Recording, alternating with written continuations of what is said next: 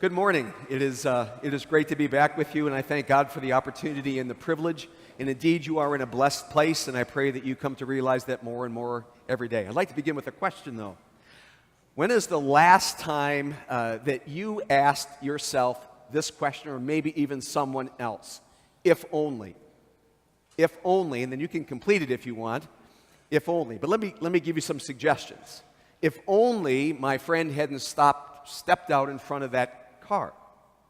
If only I had studied harder for the exam. If only my roommate wouldn't have turned off the alarm. I could tell you some stories about that. If only. If only. If only is a question that kind of raises up within us, looking at the present and wishing that something would have changed, could have changed in the past. And that's kind of what movies are made of in Hollywood. I don't think many of you would probably remember the movie Back to the Future and that whole series. Maybe some of you would, Marty McFly and the rest, and I know I'm dating myself. However,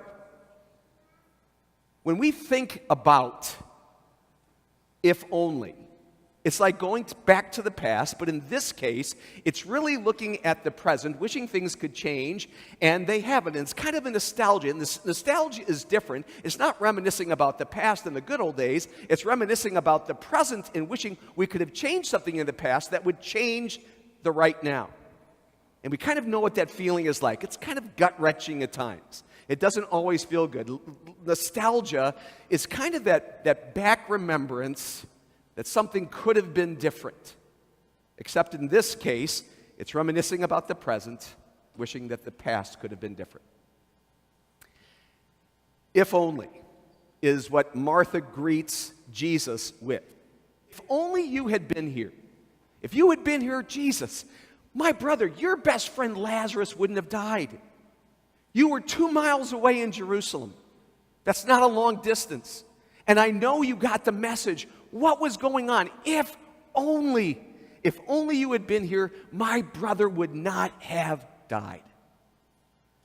Those if only questions can keep piling on, and Jesus is there, and he's listening, and I have to believe that what took place in his life was very deliberate.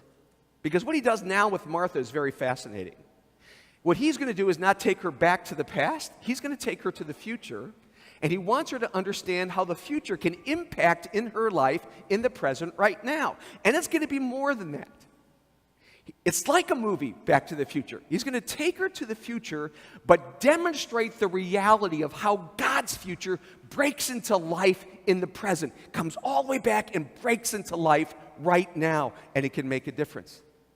Far better than a movie. So Jesus, having kind of laid that groundwork, goes ahead and does what he wants to do with Martha. He listens, and then he says, Martha, your brother will rise again.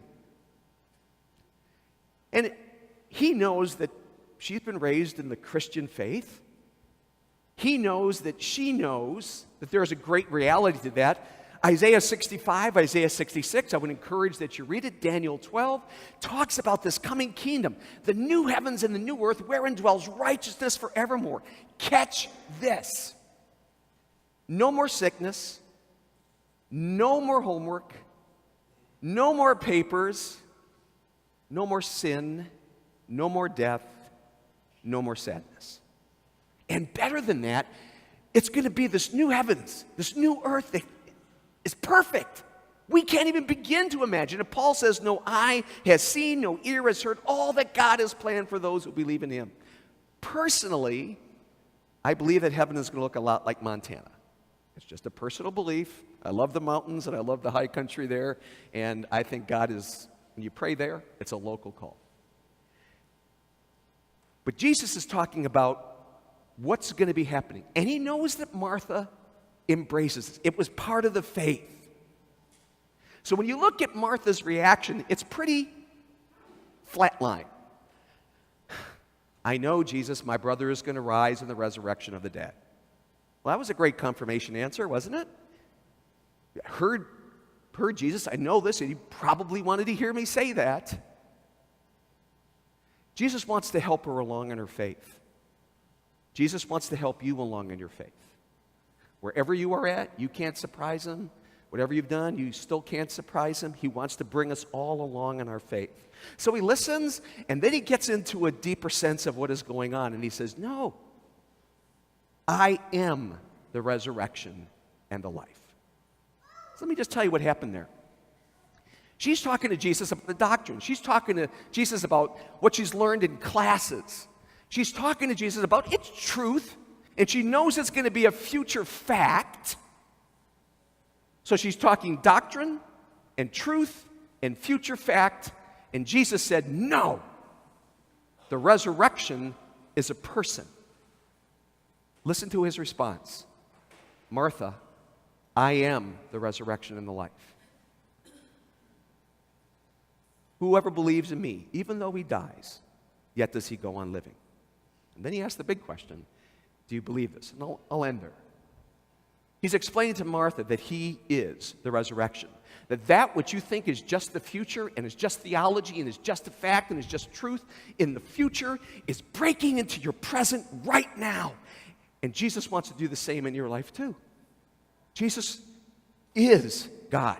And this is what she is wrestling with now. She's listening to Jesus talk, and she is saying to herself, because Jesus wants to take her from an if only to an if Jesus. And she's thinking,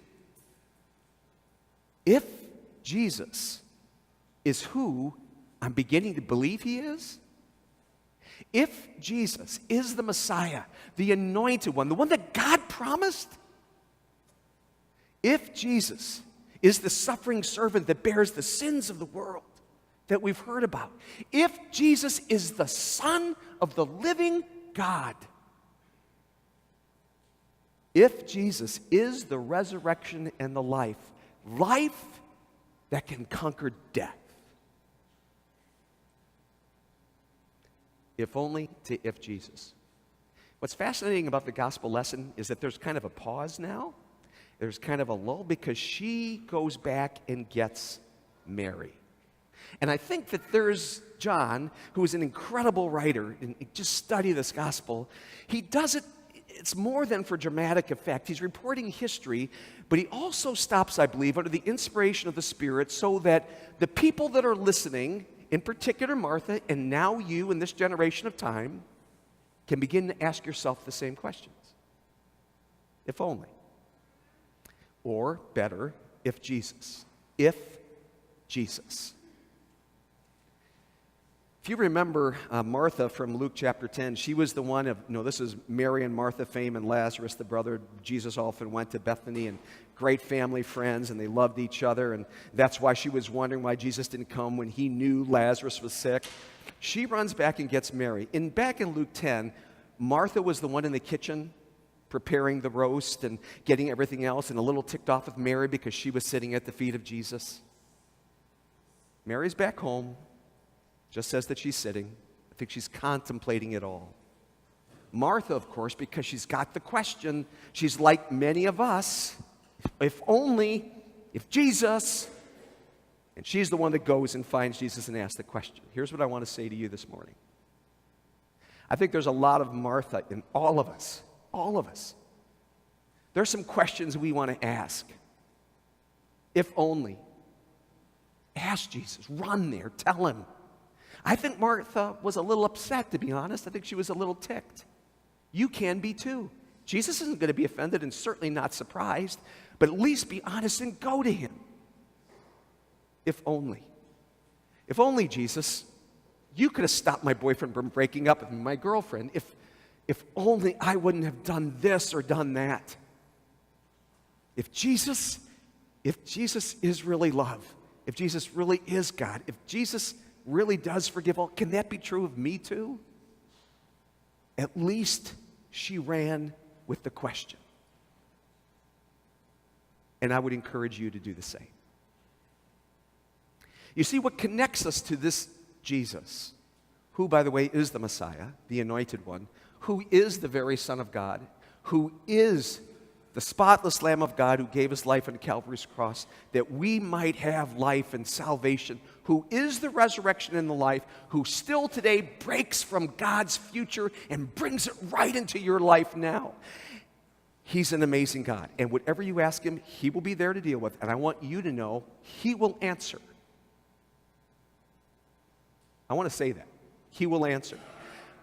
I do not know how. And here's why I don't know how.